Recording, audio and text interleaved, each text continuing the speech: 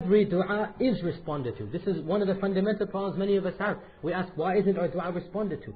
Well, if you follow these conditions that Allah mentions and the Prophet ﷺ mentioned, if you follow the etiquettes of dua and you avoided the factors which prevent dua being responded to, then know of a surety, have yaqeen, like the Prophet ﷺ said, وَأَنْتُمْ مُوقِنُونَ, you have yaqeen, full certainty, that your dua is responded to. So you might rephrase the question, why or what is the wisdom behind a delayed response? Or behind a response that we do not necessarily see. We ask for something but we don't get it. We get something else instead. Without a doubt, this is a great test and trial from Allah. When we make dua, fulfilling the etiquettes of dua, avoiding the factors that prevent dua from being accepted, we pray constantly, continually, and yet we see no result from that. This is a great trial, a great test, a great fitna from Allah subhanahu wa ta'ala to test our iman.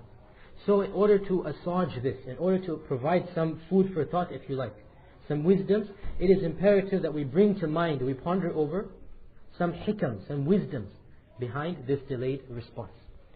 Firstly, and of the greatest wisdoms, is the pure iman that Allah subhanahu wa ta'ala is Al-Malik, the king. And when He is the king, then He has the right to do what He does, when He does, and how He does it. As Allah says in the Quran, لا يسأل عما يفعل وهم يسألون. Allah will not be questioned about what He does, but they, meaning us, will be questioned about what we do. Allah is the Malik. وَاللَّهُ يَحْكُمُ لَا مُعَقِّبَ لِحُكْمِهِ. As Allah subhanahu wa ta'ala says, Allah judges, Allah decides, and there is none that can change or alter His decree. This is Allah, this is Al-Malik. No one has the right to question or to demand something as a right from Allah subhanahu wa ta'ala. What He gives from His wisdom. And what He withholds from His wisdom.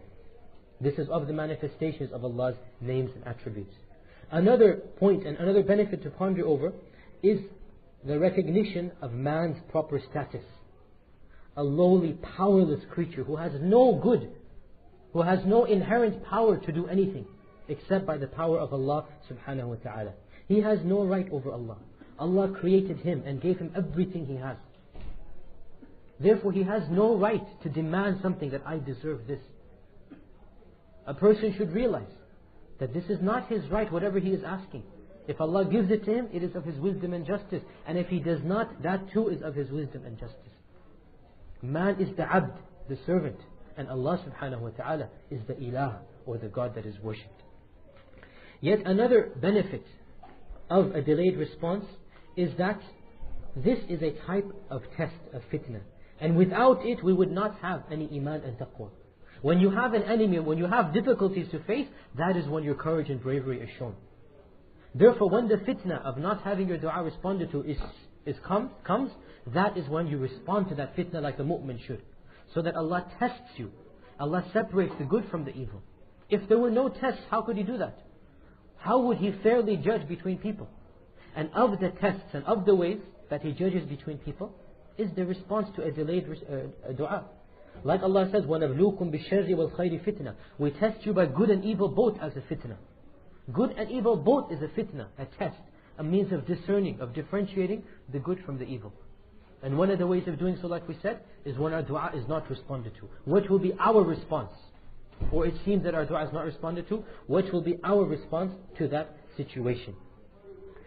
Yet another benefit and wisdom to ponder over is that what we are asking might bring about some